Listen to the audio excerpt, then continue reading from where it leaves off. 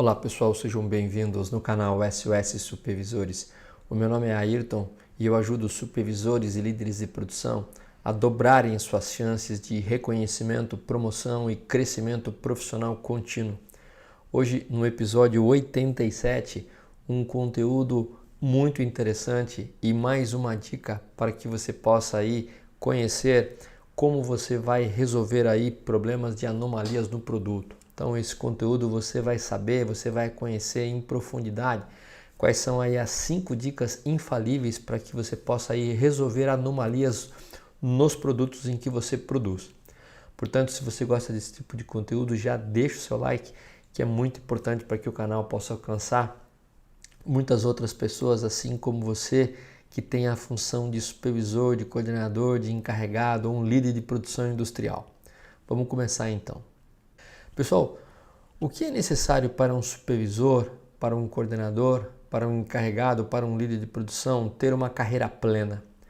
Para que isso aconteça, pessoal, é necessário que ele trabalhe realmente e crie 5 condições necessárias. Então, para que você tenha uma carreira profissional plena, com reconhecimento, promoção e crescimento contínuo, é necessário que você construa primeiramente uma vantagem competitiva significativa, ou seja, construa valor aonde você trabalha.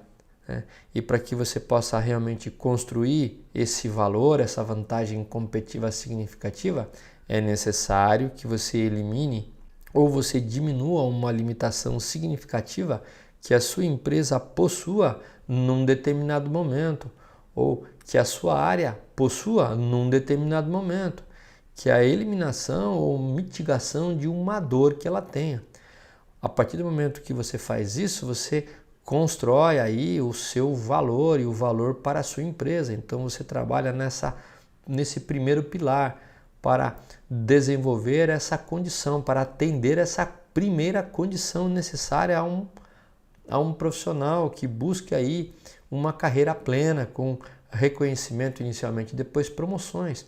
A partir do momento que ele construa essa vantagem competitiva, que ela construa valor, é necessário que ele trabalhe para desenvolver uma segunda condição, um segundo pilar, que é a sustentação dessa vantagem competitiva que você construiu. Não basta só você construir, é necessário que você sustente essa vantagem que você construiu. E a partir do terceiro pilar ou a terceira condição que você precisa desenvolver na sua carreira é você realmente começar a capitalizar essa vantagem construída que você atingiu e que você está sustentando. E a partir do momento que você começa a capitalizar, e você começa a capitalizar no sentido de conseguir aí as promoções e o crescimento que você deseja, já que para que uma empresa possa assegurar um bom profissional, um profissional que realmente ele possa construir valor, ela realmente consegue isso através de reconhecimento, promoção e plano de carreira.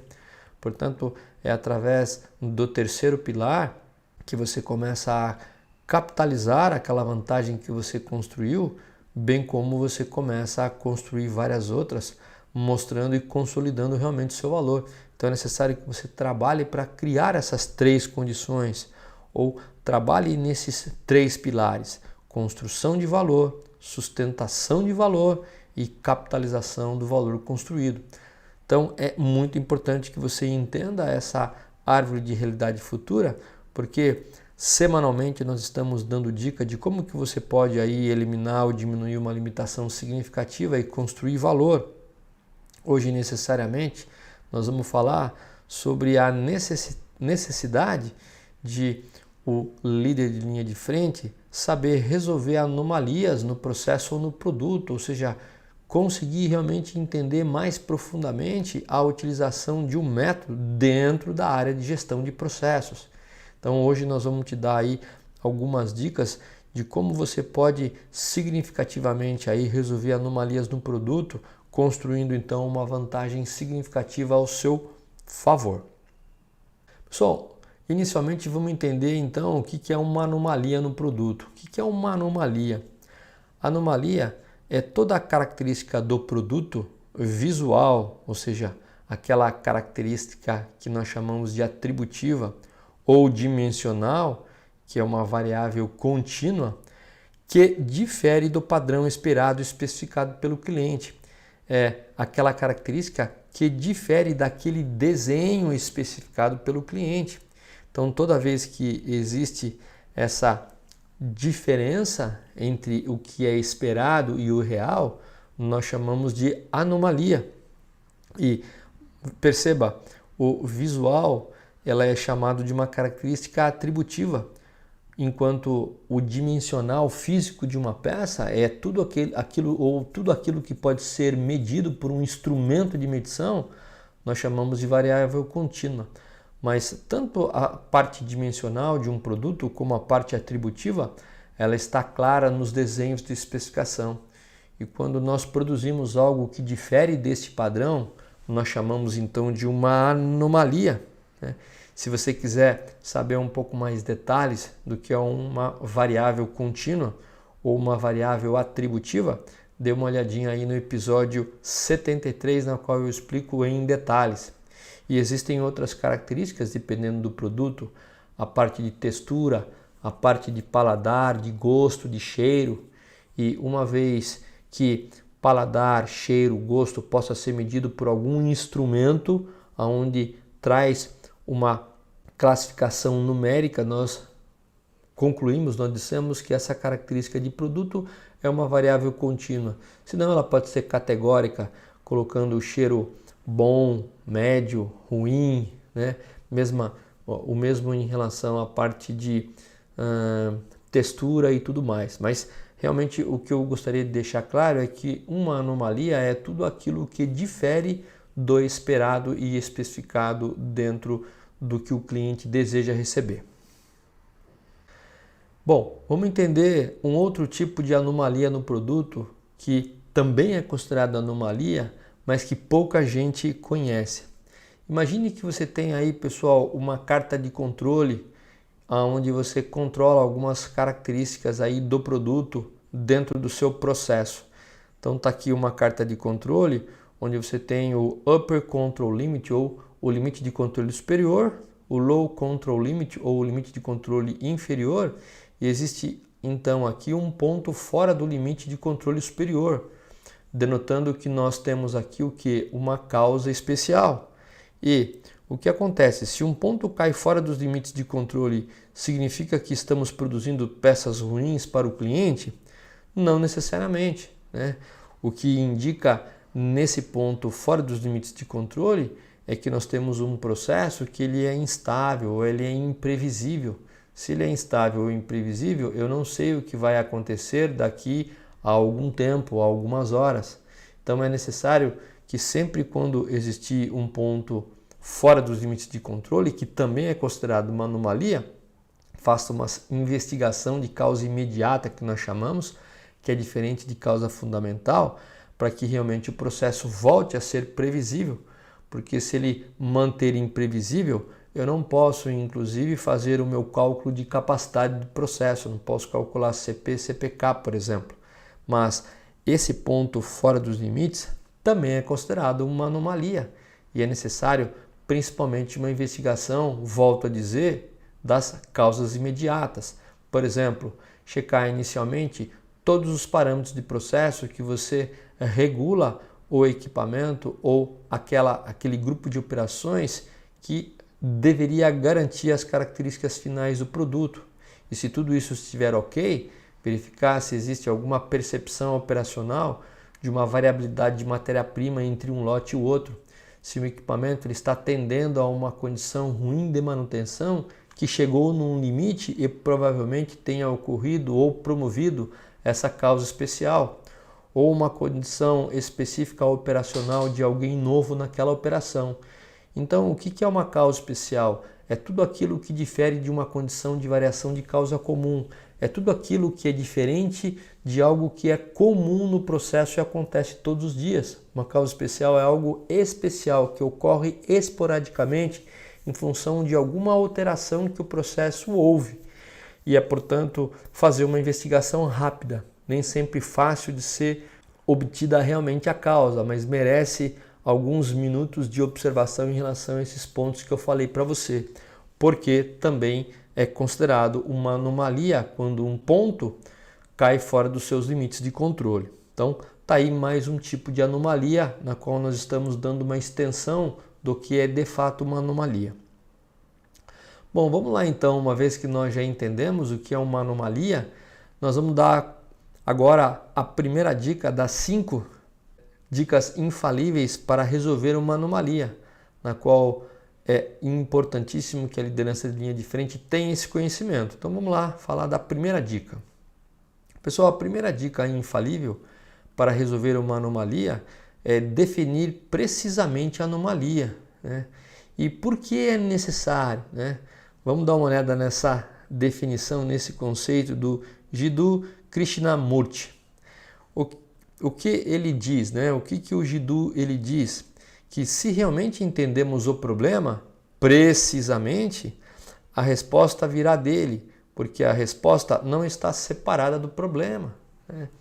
E tem uma outra definição da física que diz que quando nós descrevemos profundamente um problema, nós estamos a 50% da sua solução. Então, realmente definir muito bem o problema antes de investigar possíveis causas faz toda a diferença e economiza tempo para que você realmente fique muito próximo da causa raiz quando você tem essa precisão na descrição na anomalia ou na descrição do problema ou do fenômeno.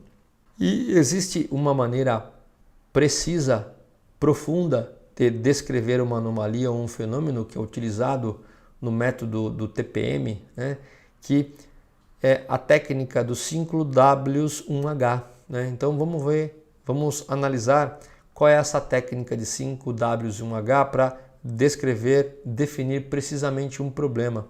O primeiro W é o W what, que é o que, ou seja, que fato ou problema está acontecendo, né? Que fenômeno, qual é o modo de falha? Modo de falha é um termo utilizado para descrever um problema quando nós utilizamos um FEMEA. Qual é o outro W depois do what? É when ou quando.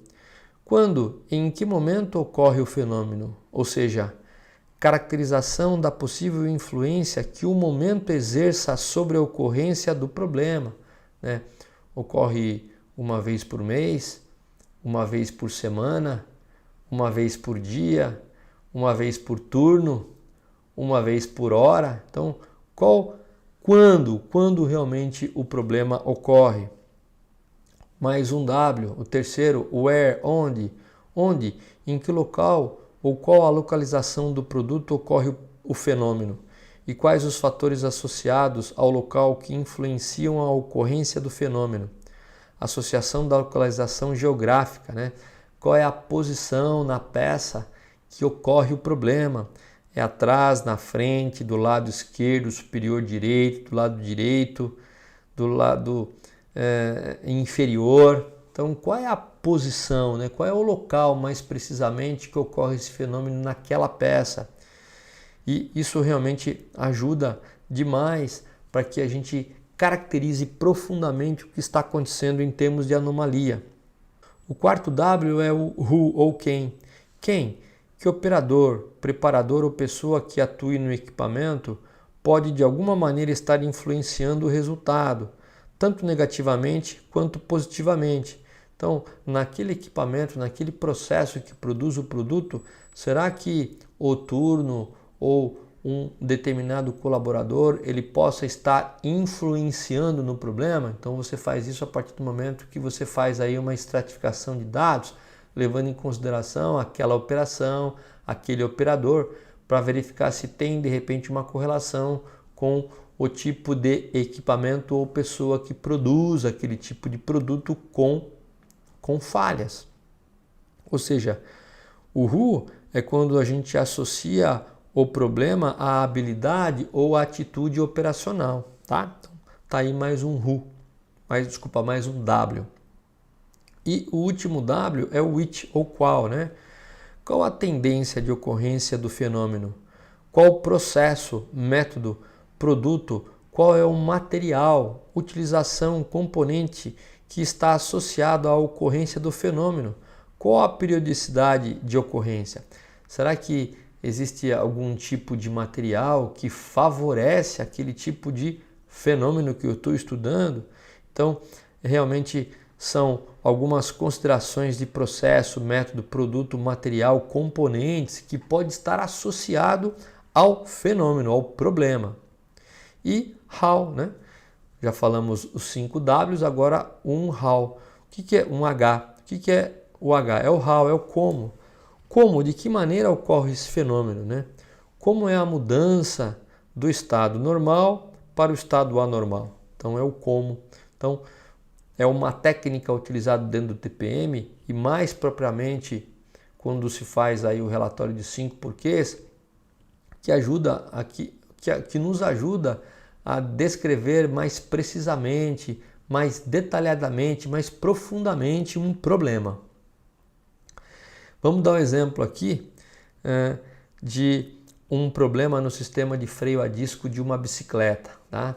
Então, ele utilizou os 5 Ws, 1H, para descrever mais precisamente um problema. Então, o que está acontecendo? Alta ocorrência de falhas no sistema de freio a disco traseiro, né?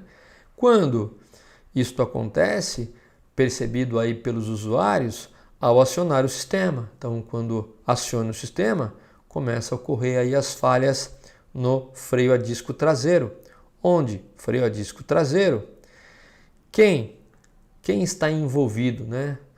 Aqui no caso, independente da habilidade das pessoas, né, que operam essa bicicleta, ou que utilizam essa bicicleta, ou seja, os clientes, né, realmente dependendo da habilidade, as falhas ocorrem.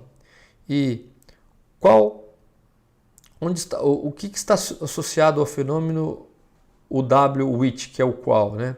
Ocorre normalmente em descidas, né? É uma situação que ocorre geralmente em descidas quando ele aciona o freio, começa a ter aí uma alta ocorrência de falhas no sistema. E como, né? Como é caracterizado esse tipo de fenômeno, esse tipo de problema, né? É uma forte vibração que acontece na roda direita. Então, perceba bem que quando se faz os 5 Ws e 1H, nós vamos criando detalhamento em relação à descrição do problema.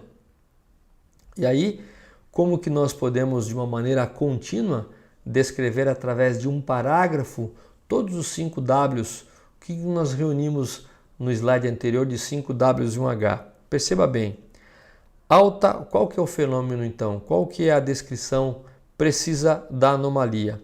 Alta ocorrência de falhas no sistema de freio, que é o que? A resposta do what. Ao acionar o sistema, when. Principalmente no freio traseiro, que é o where. Independente da habilidade do operador, who. Ocorrendo normalmente em descidas, which. Com forte vibração na roda traseira, que é o como. Então está aqui a descrição detalhada, precisa do problema. E quando a gente faz isso em profundidade, gastando um pouquinho mais de tempo, mesmo que seja através da coleta de dados, nós ficamos mais próximo da solução. A gente começa a entender e descrever o que está acontecendo.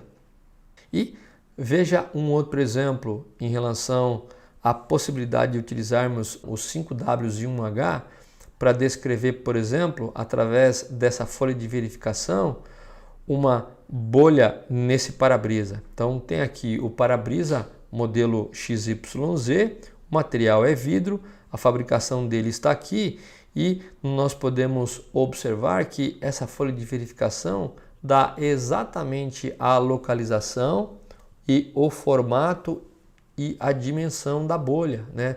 Dá o número de bolhas, a localização mais próxima à parte esquerda, o formato de uma das bolhas. Então, o que está acontecendo, por exemplo, aqui? Vamos falar rapidamente. A formação de bolhas num determinado para-brisa modelo XYZ, né?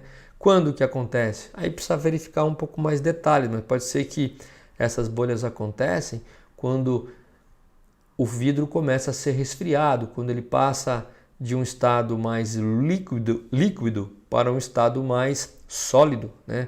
durante o processo de resfriamento que ocorre essa formação de bolhas, onde na parte esquerda um tipo de bolha mais irregular, tipo meia-lua, na parte superior esquerda, a outra uma bolha mais elíptica na parte esquerda inferior, né?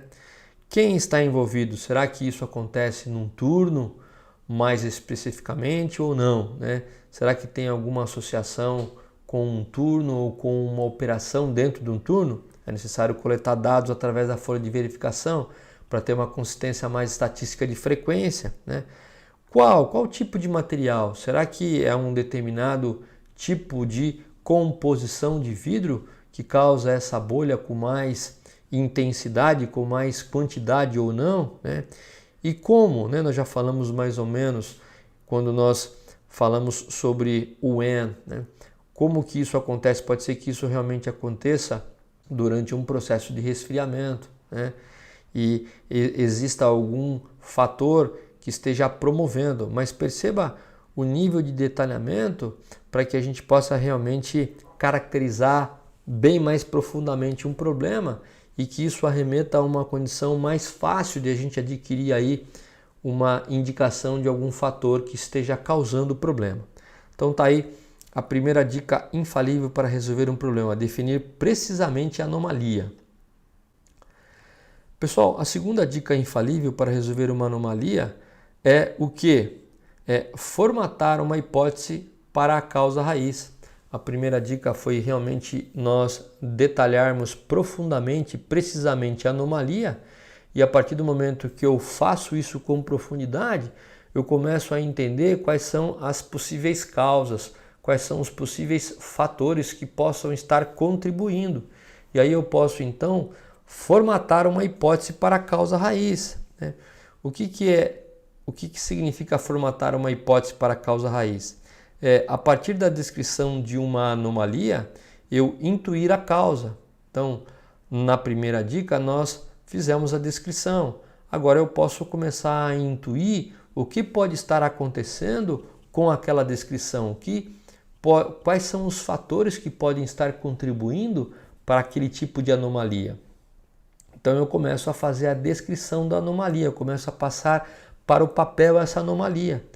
E uma análise de 5 porquês facilita essa descrição. Por quê? Porque ele estabelece uma relação, um vínculo mais forte de causa e efeito.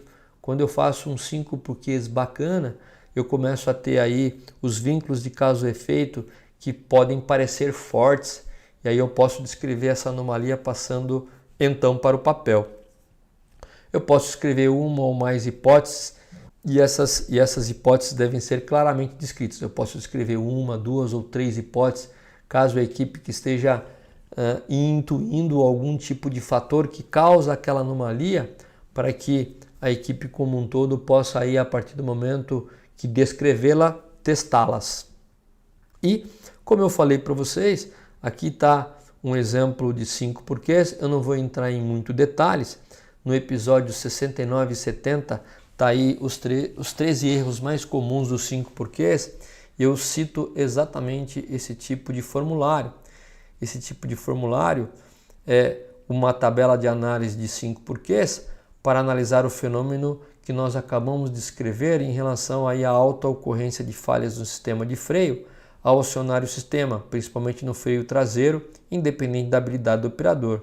Ocorre normalmente em descidas e com forte de vibração na roda traseira. Então, aqui foi a descrição que nós tivemos mais profunda do fenômeno, que nós utilizamos para ilustrar a primeira dica para a análise de uma anomalia.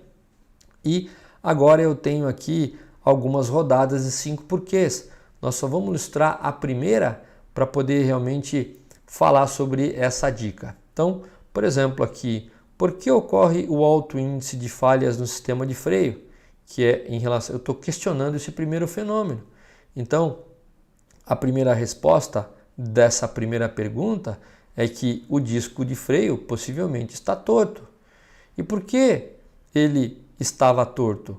Pode ser que tenha tido aqui um esforço excessivo, bem como pode ter tido também aqui, um material de má qualidade, né?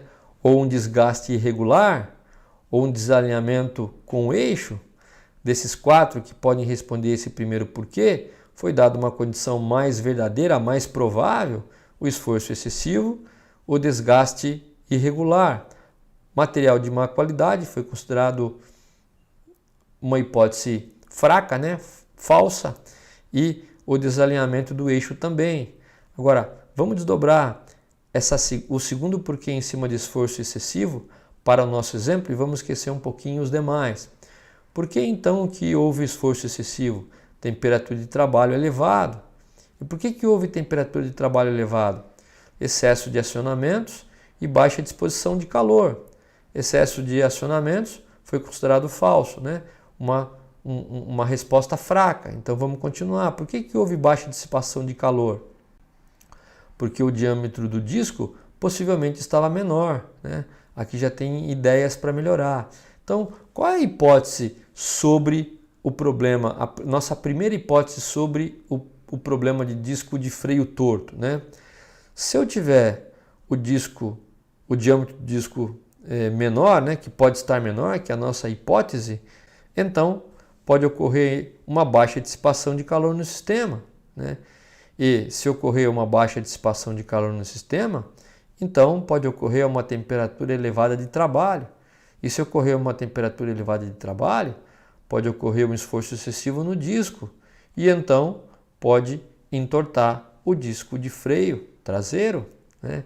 Então perceba bem que quando eu vou respondendo os 5 porquês e chego aqui no último porquê relativo a essa primeira parte, tem mais que nós não vamos cobrir, né? Aqui é mais ilustrativo, eu percebo que o diâmetro de disco realmente ele pode estar menor.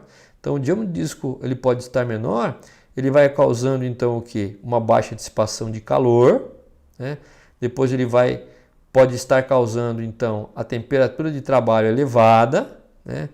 Um esforço excessivo no disco e o disco de freio torto. Então a causa raiz provável é o diâmetro do disco que pode estar menor. Então perceba como os 5 porquês, quando ele estabelece esse vínculo de causa e efeito, eu posso hipotetizar o que está acontecendo. É uma hipótese, né? Eu não tenho certeza, né? E eu dando continuidade nos 5 porquês, eu posso chegar aqui a ter mais causas raízes potenciais. Mas aqui é só para ilustrar para você como eu posso criar uma hipótese, né, de causa suspeita raiz, para que eu possa testar.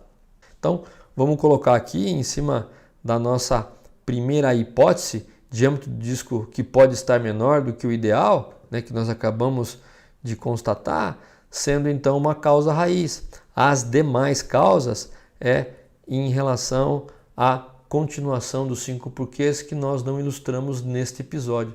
Nós só quisemos ilustrar a parte de criar uma hipótese sobre causa raiz utilizando os 5 porquês em cima de uma primeira análise. Então, está aqui uma causa potencial que nós podemos levar para as próximas dicas. E a mesma coisa, a mesma hipótese pode ser criada em função daquele exemplo que nós demos de um para-brisa com bolhas irregulares na parte esquerda de diferentes formatos, né? Então, por exemplo, pode estar ocorrendo, qual que é uma hipótese que pode estar ocorrendo de repente, né? Pode estar ocasionando um rápido resfriamento devido a um tempo de processo de resfriamento irregular, não dando tempo para que os gases escapem, então ele fica enclausurado. Então posso escrever, né, fazendo com que realmente essa hipótese seja validada. Uma outra hipótese pode ser que o tempo de resfriamento do vidro do estado líquido para o estado sólido esteja ok, só que a capacidade de fluência dos gases internos desse subprocesso de resfriamento não esteja dando a vazão necessária em função de algum tipo de bicos aqui de respiro do molde, por exemplo. Então, são hipóteses que a equipe que conhece o processo precisa descrever, passar para o papel, para que realmente num terceiro momento, essa hipótese seja realmente testada. Então, tá aí a segunda dica, pessoal. A segunda dica que eu dou é realmente você descrever a hipótese que pode estar causando, ou seja, qual é o fator hipotético que pode estar causando aquele problema, na qual você vai então testar nas próximas dicas. A terceira dica infalível para resolver uma anomalia, pessoal, é realmente o que? É testar a hipótese descrita, né? A primeira dica foi descrever precisamente a anomalia. A segunda é nós formatarmos uma hipótese de causa raiz. E a terceira agora é testar a hipótese. É testar e tentar validar ou não aquela hipótese, né?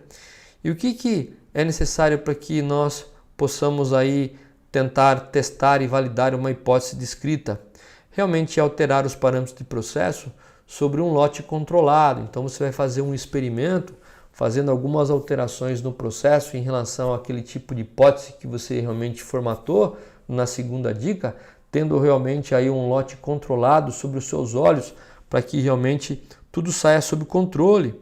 Então é necessário que você planeje detalhadamente o experimento, que você tenha uma boa identificação desse lote que você vai testar e que você seja o líder desse experimento e que esteja próximo dos testes. Não necessariamente você precisa conduzir, mas você precisa planejar, realmente distribuir aí quais são as ações que você gostaria, bem como uma boa identificação, mas você precisa estar próximo para que realmente as pessoas sintam que exista um dono, porque é muito normal quando isso não acontece, quando esse planejamento não acontece e que esse detalhamento não acontece, a gente perde o lote no meio da produção. Muitas vezes o lote da produção que nós estamos testando vai para o cliente porque não estava detalhadamente especificado, descrito, conduzido de uma forma específica, e muitas vezes vai parar um lote de teste no cliente. Então, muito cuidado quando o teste estiver sendo conduzido, por exemplo, em algum turno específico, onde existem mais pessoas do turno administrativo acompanhando, terminou por volta aí do horário administrativo naquele dia, vai para uma área de armazenamento, uma área de segregação, para que realmente a produção não use esse produto de forma indevida.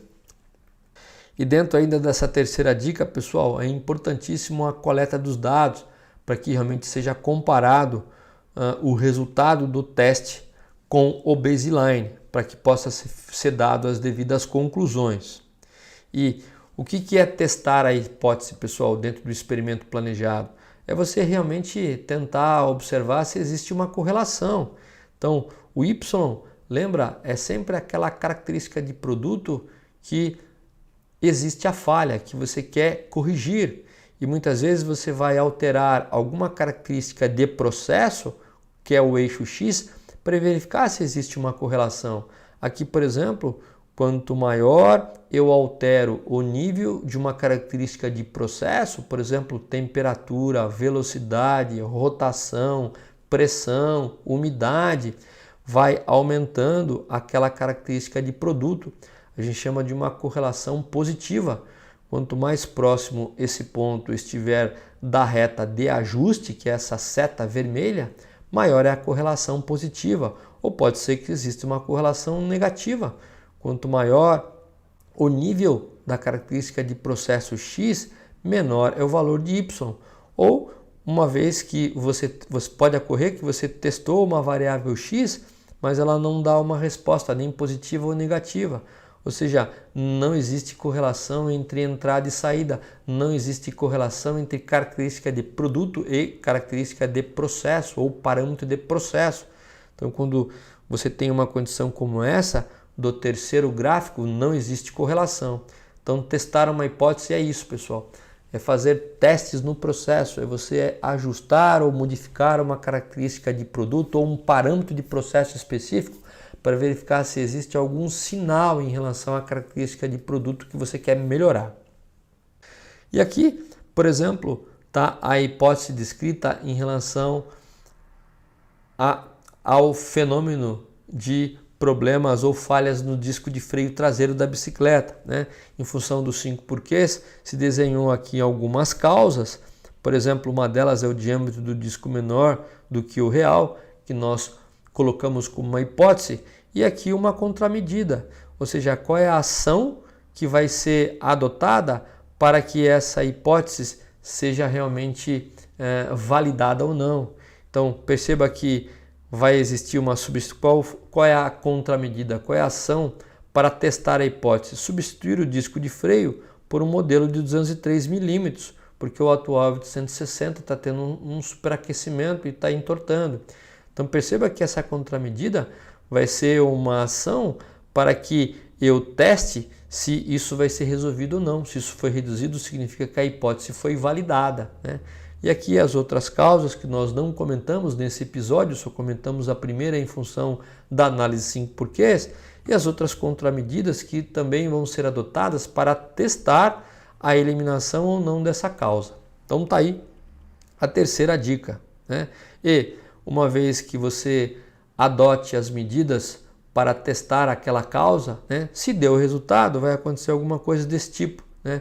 Você tem aí um indicador onde antes você tinha um tipo de variabilidade e uma média, e após a mudança, numa determinada semana, aqueles dados eles caíram. No caso desse indicador, quanto menor, melhor. Então você pode ver que o processo antes tinha uma variabilidade e uma média. Após a mudança, a variabilidade reduziu e a média também. Então significa que a ação de mudança sobre aquele problema ou sobre a causa realmente foi efetiva, né? Então aquela hipótese foi validada, né? A ação sobre aquela causa foi validada, e poderia acontecer de você fazer a alteração e o processo depois estar o mesmo do que o processo antes. Então significa que aquela hipótese que você imaginou que era, mesmo você alterando, não houve alteração, não houve mudança. Então aquela hipótese não foi validada. Ela só é validada quando, a partir da mudança, eu tenho um resultado drástico significativo, não só em redução ou aumento de média, depende do indicador, mas quando também existe uma redução de variabilidade. Então está aqui mais uma parte envolvendo indicadores dentro da terceira dica infalível para você resolver uma anomalia. Quarta dica, pessoal, quarta dica infalível para resolver uma anomalia é o que? Adotar contramedidas de longo prazo, né? Então agora que você já validou a hipótese, o que é uma contramedida de longo prazo? É tudo aquilo que vai ser efetivamente colocado no chão da fábrica por um tempo indeterminado, né? Para sempre. O que é uma medida de curto prazo é aquela que você faz justamente naquele momento que você quer testar a hipótese, porque pode ser que você teste a hipótese e dê certo, aí você leva para o longo prazo, ou pode ser que você teste a hipótese de curto prazo e não dê resultado. Então, quando ela dá resultado, então nós vamos levar ela de longo prazo. Você adota uma medida de solução para longo prazo, ou seja, para sempre. E para que isso seja necessário e efetivo, é necessário que ações para mitigar e eliminar a causa fundamental sejam realmente implementadas aí, né? A partir daí de um plano de ação, e a velocidade de implementação das ações sejam rápidas. Então, sobre o plano de ação, tem que ter um follow-up, um acompanhamento frequente, porque perceba que dentro das 3 dicas anteriores, você leva tempo descrevendo o problema, detalhando a descrição do problema, levantando e descrevendo hipótese, testando a hipótese. Então, tudo isso que envolve muitas pessoas, algumas vezes, demora um certo tempo. Mas quando você tem a certeza que aquela hipótese foi validada, você precisa, a partir da quarta dica, implementar rapidamente, com velocidade. Porque agora você precisa realmente adotar a solução rápida para que o problema seja totalmente eliminado ou mitigado ao mínimo tolerável. Atenção com o sistema de medição. Pessoal, quando nós vamos realmente adotar aí as soluções de longo prazo, é importante que a gente fique atento em relação ao sistema de medição. Mais especificamente, quanto ao RR, que a gente chama de repetibilidade e reprodutibilidade. Não vamos entrar em detalhes, porque isso aqui é um pouco mais específico, mas se a tua anomalia envolve uma característica dimensional, por exemplo, é importante que você tenha padrões para que as pessoas possam fazer a medição daquela característica, consequentemente, com um instrumento de medição de uma determinada frequência, com uma determinada quantidade de amostras, de uma forma padronizada, para que não haja variação do sistema de medição entre um operador do primeiro, um operador do segundo ou um operador do terceiro turno. Então, atenção com o sistema de medição que mede aquela característica que você acabou de melhorar, para que a ação seja adotada, mas a variabilidade de medição, porque cada um mede de uma forma, seja alta. Então sempre padronize aí com procedimentos ou aí um plano de controle robusto. E a partir do momento que você implementa as ações, que você adota contramedidas, você começa então a comparar os dados antes e após a mudança, como nós falamos aí na dica anterior, né? E ilustrando, adotar contramedidas significa você aí ter plano de ação robusto e simples com o detalhamento das ações, das poucas ações que vão ser implementadas com prazo irresponsável, para que você possa acompanhar. E a segunda é, dentro da adoção de contramedidas, é realmente o sistema de medição, como eu já falei, né? O sistema de medição, pessoal, de uma forma bem simples, ele precisa ser exato e preciso. O que é ser preciso? Ele tem que ter pequena variabilidade, ou seja, perceba que esses tiros eles sempre estão próximos, né? E exato, ele está bem no meio. Então perceba que a nominal aqui, a média do processo, né? A média dessa curva de Gauss aqui, ela está realmente coincidindo com a nominal especificada, ou seja, perceba que os pontos aqui nesse tiro eles são precisos, eles estão juntinhos e eles estão bem no meio do alvo. Isso é ser exato e preciso. Perceba um exato, mas não preciso. Perceba a quantidade de pontos que estão distantes um do outro. Perceba a variabilidade aqui do processo de medição ou da variabilidade dos alvos, mesmo que a média dos pontos esteja exatamente no alvo. Então, ele é exato, ou seja, a média dos pontos está realmente no alvo, só que ele não é preciso, porque existe uma dispersão entre os pontos dentro do alvo. Perceba esse de baixo, ele é preciso, mas ele não é exato, ou seja, existe uma proximidade muito grande dos pontos, porém ele está distante do centro. Então, quando ele está distante do centro, nós falamos que ele não é exato, mas ele é preciso. Perceba a curva de variação, ela tem pouca variabilidade, ela é menos aberta, mas a média da curva em relação à nominal, ao alvo, tem uma distância. E perceba esse último caso que é o mais crítico.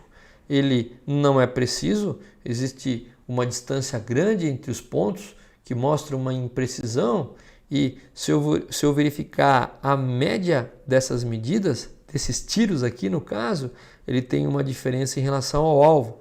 Então perceba a curva bem aberta, mostrando que a variação é grande, bem como existe uma diferença entre a média do processo e o valor nominal.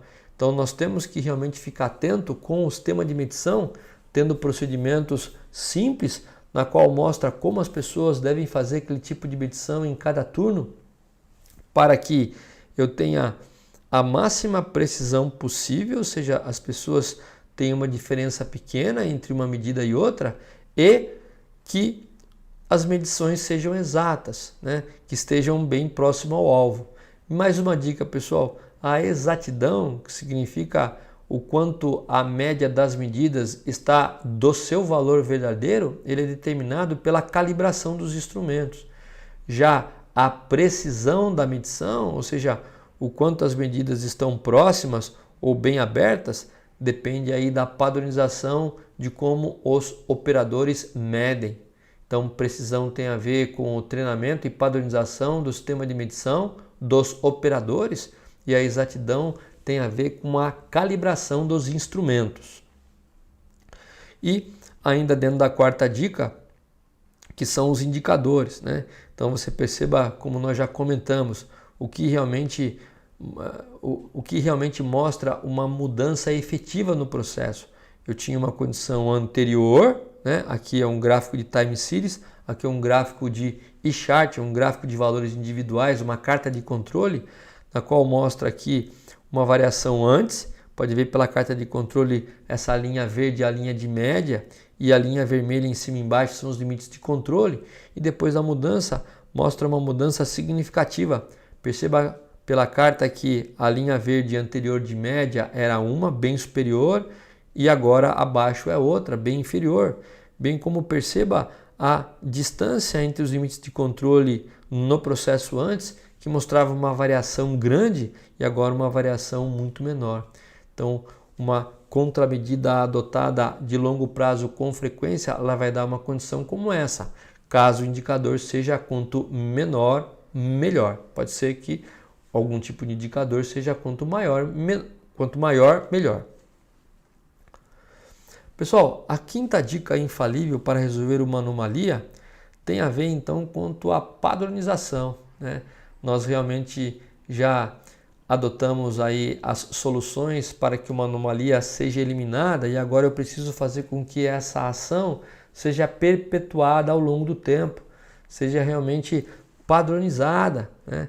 Que eu tenha aí alguns documentos ou alguns mecanismos que eu realmente garanta que aquela ação vai ser executada pela operação ao longo do tempo. Então eu preciso padronizar, treinar e auditar continuamente o processo. Porque como é algo novo, demora para que as pessoas realmente consolidem aquelas ações de melhoria, porque não é normal em relação ao que elas vinham fazendo.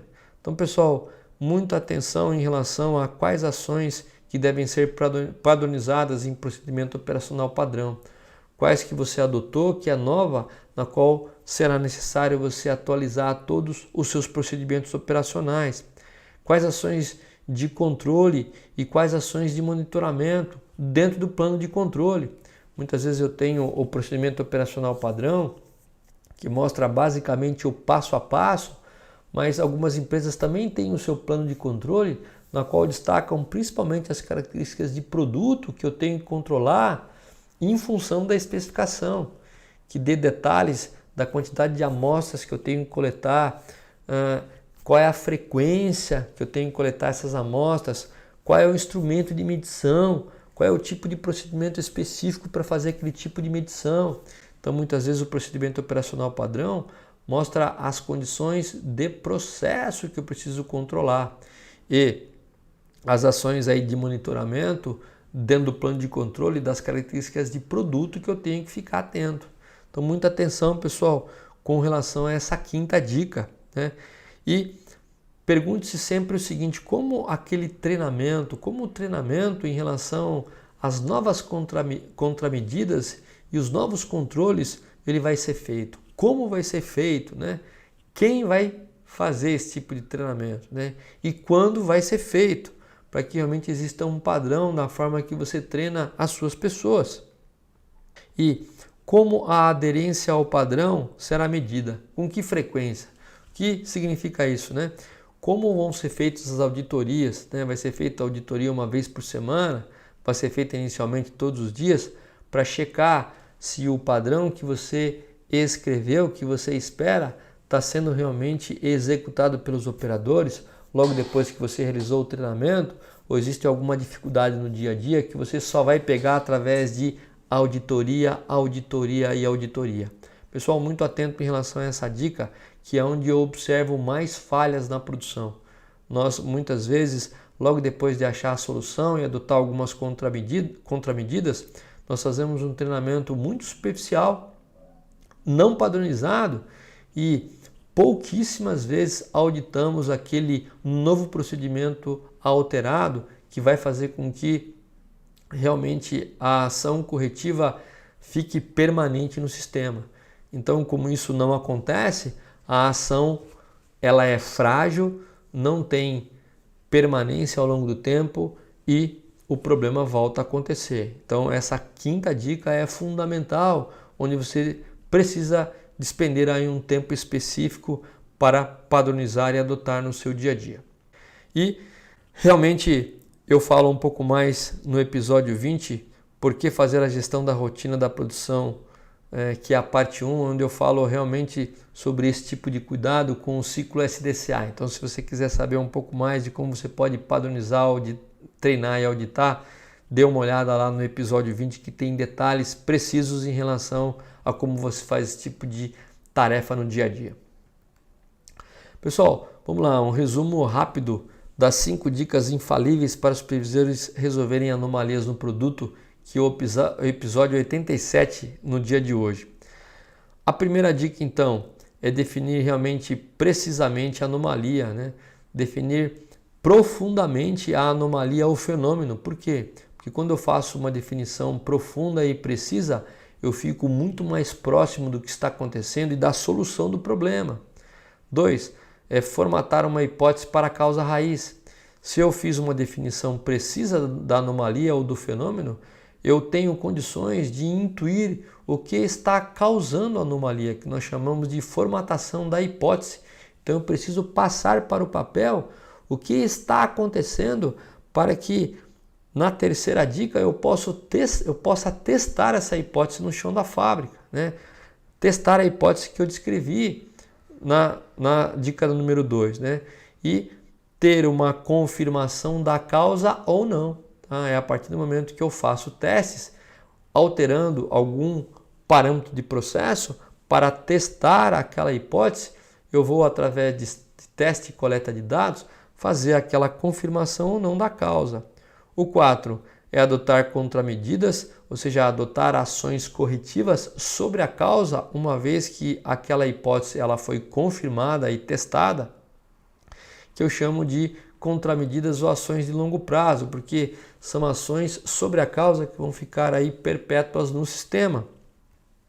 E quinto, não esquecer de fazer aí uma boa padronização do que você adicionou de novo no processo, sobre aí os procedimentos operacionais padrão, que é chamado de POP, ou seja, são aquelas ações sobre o processo que você alterou, bem como algumas empresas também adotam o plano de controle ou algumas alterações que você precisa inserir aí nos seus documentos para que o operador possa fazer a checagem periódica para realmente manter aquele resultado esperado do fenômeno que você acabou de corrigir.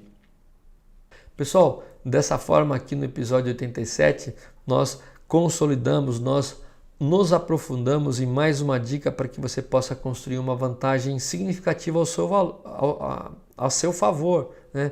Que é o que? 5 dicas poderosas de como você resolve uma anomalia no processo, no produto, através de conhecimento de um método simples de 5 etapas dentro da gerência de processos. Então, pessoal, se você gostou desse conteúdo, já deixa o seu like, envie essa sugestão para novos temas que a gente possa cobrir aqui no canal, compartilhe os vídeos com os seus colegas, deixe seu comentário e não se esqueça de se inscrever no canal e acionar o sininho para que você sempre seja avisado quando novos conteúdos surgirem, e nós postamos quase que diariamente um conteúdo de valor para você. Meu muito obrigado e te encontro no próximo episódio.